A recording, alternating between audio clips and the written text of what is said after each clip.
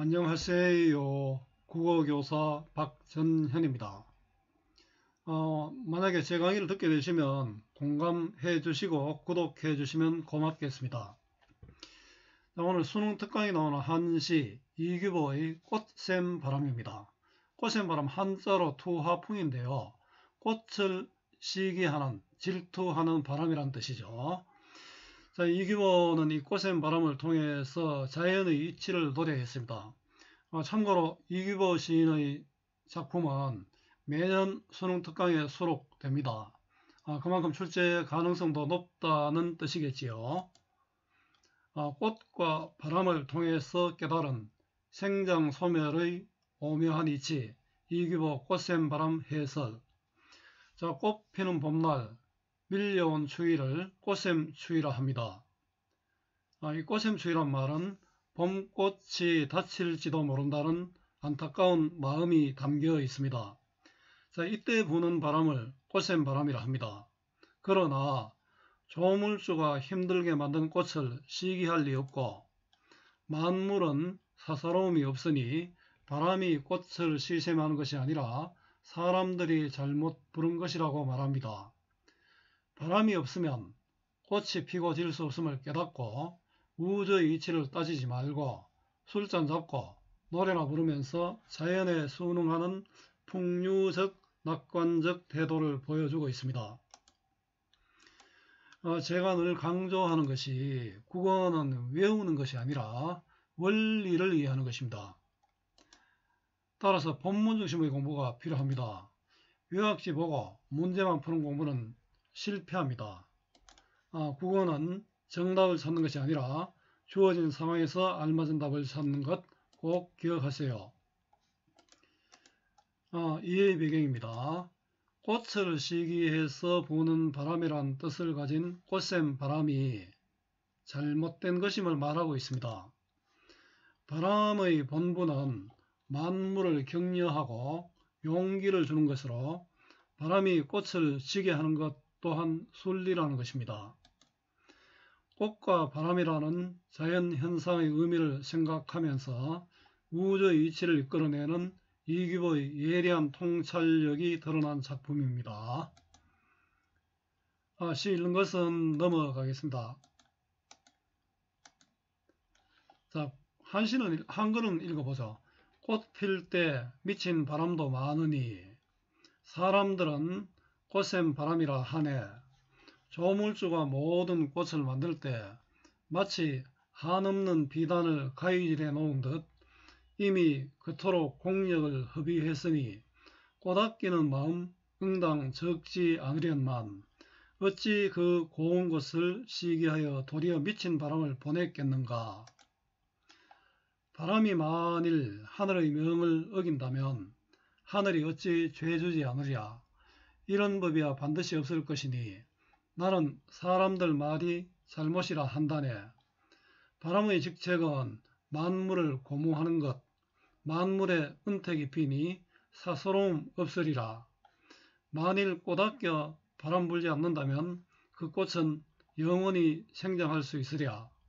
꽃 피는 것도 좋지만 꽃 지는 것 또한 슬퍼할 게 뭐랴. 피고 지는 것 모두가 자연인데 열매가 있으면 또 꽃을 낳는 것이야. 오묘한 우주의 이치 묻지 말고 술잔 잡고 소리 높여 노래나 부르자. 이규보 꽃샘바람 투하풍. 꽃샘바람 투하풍. 자, 꽃샘바람은 꽃필 무렵 부는 차가운 바람이란 뜻입니다. 자, 바로 꽃을 시샘하여 부는 바람이죠. 꽃 필 땐 미친 바람도 많으니 꽃. 자, 꽃은 미친 바람도 있는데요. 꽃과 바람의 대비를 통해서 깨달음을 얻는 그런 자연물이 됩니다. 그죠? 이 꽃과 바람을 대비시켜서 무엇인가 깨달음을 얻게 되겠죠. 자, 미친 바람은 사나운 바람입니다. 여러분들도 꽃이죠. 자, 여러분들이 꽃이라면 여러분들도 살아가는데 이런 사나운 바람을 만날 일도 많겠지요. 사람들은 꽃샘 바람이라 하네. 자, 사람들은 그 이규보가 아니라 일반인들이죠. 자, 이 일반인들은 보이는 대로 보는 사람들이죠. 아마 여러분들 이규보의 수필 중에도 뭐 이런 내용들을 들어볼 수 있겠습니다. 설견설도 그렇고 또 선생님 갑자기 생각이 안 나는데요. 경설도 그렇죠. 자, 사람들은 꽃샘 바람이라 하네. 자, 꽃샘 바람은 사람들이 주관적으로 부여한 의미입니다.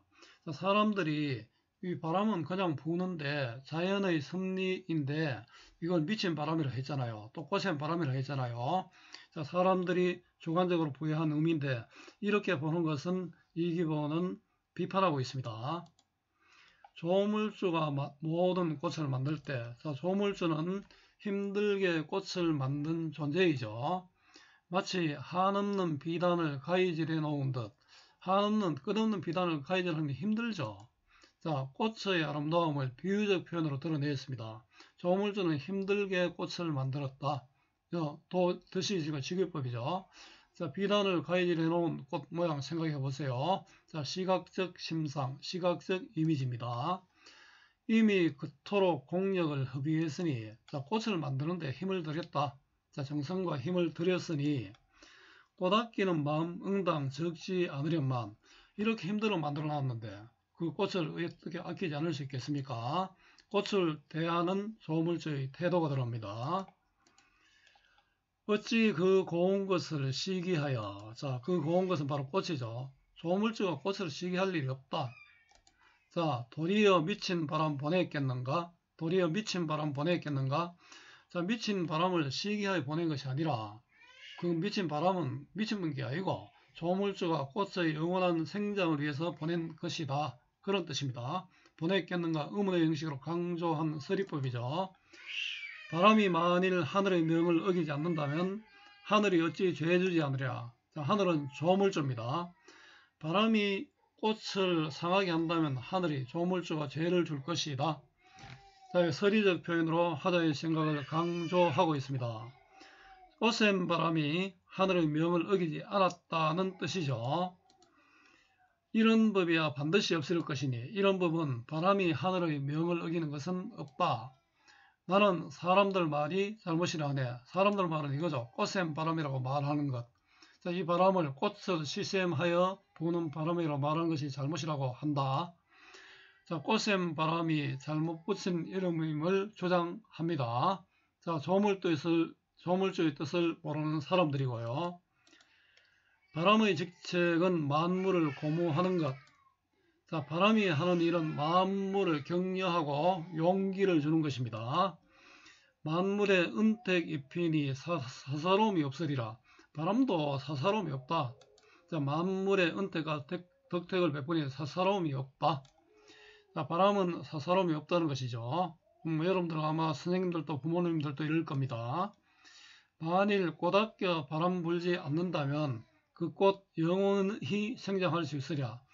자, 만일 그 고운 꽃을 아껴서 바람조차 불지 않는다면 그 꽃이 영원히 생장할 수 없다는 뜻이죠. 바람을 통해 더욱 꽃은 생장할 수 있다는 뜻이고요.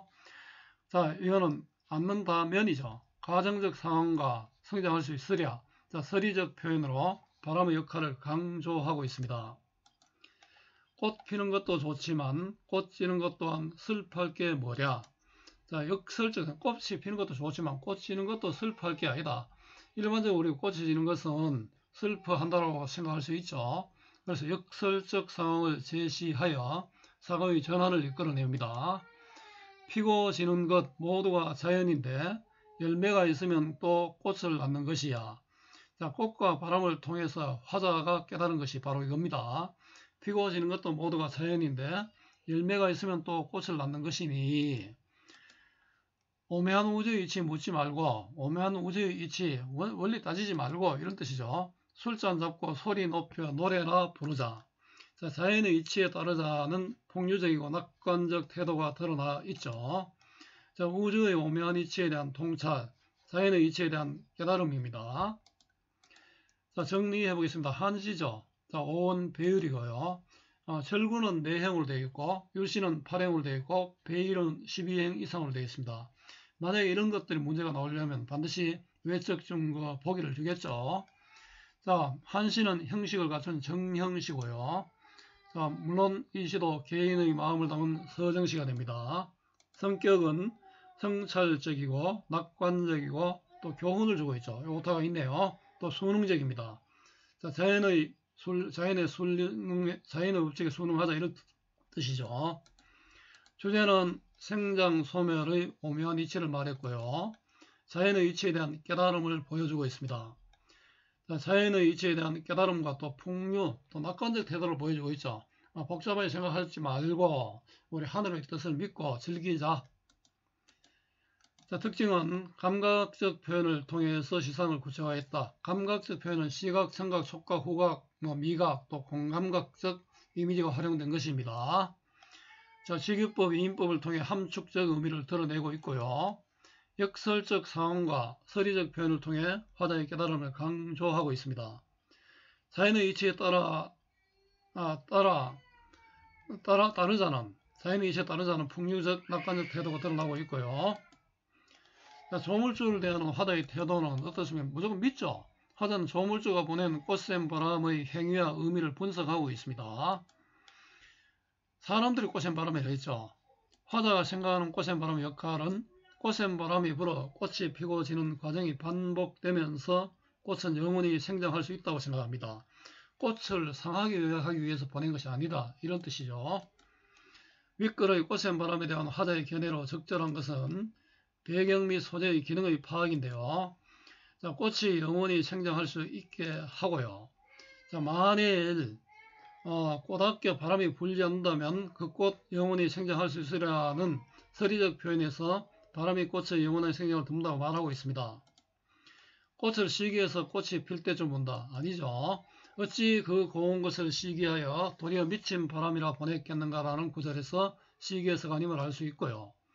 꽃을 위해 자신의 공력을 허비한다. 조물주는 모든 꽃을 만들 때 마치 한없는 비단을 가위질해 놓은 것처럼 이미 그토록 공력을 허비했으니라 하고 있습니다. 하늘의 명을 어기고 꽃을 괴롭힌다. 바람이 이러지는 않죠. 바람이 많이 하늘의 명을 어긴다면 하늘이 어찌 죄지지 않으려는 구절에서 하늘의 명을 어긴 것이 아니라고 말하고 있습니다. 한없는 비단을 가위질해 놓은 듯 꽃을 꺾는다가 아니죠. 한없는 비단을 가위질해 놓은 듯 주체는 바람이 아니고 조물주입니다. 적절한 것은 1번이고요. 자, 여러분들 국어 공부 어렵지요? 학교 수업, 학원 수업과 인강까지 들어도 오르지 않는 국어 성적 그 이유가 무엇일까요? 배우고 문제만 풀기 때문입니다. 여러분들에게 필요한 것은 배우는 공부가 아니라 익히는 공부, 문제풀이가 아니라 본문 중심의 공부입니다. 실제 수능에 출제 시에 모든 참고서를 다 가져갑니다. 여러분들 예상 문제 이런 거 믿지 말고 수능 특강에 나오는 작품이라도 본문 중심으로 공부를 하는 것이 좋습니다. 네이버에서 국어 공부 잘하는 법을 검색을 하면 선생님이 쓴 내용이 있습니다. 한번 읽어보기 바랍니다. 자, 오늘 이규보의 꽃샘 바람을 공부했는데요. 오늘 이 수업이 여러분들에게 조금이라도 도움이 되었으면 좋겠습니다. 수고 많았고요. 오늘도 고맙습니다.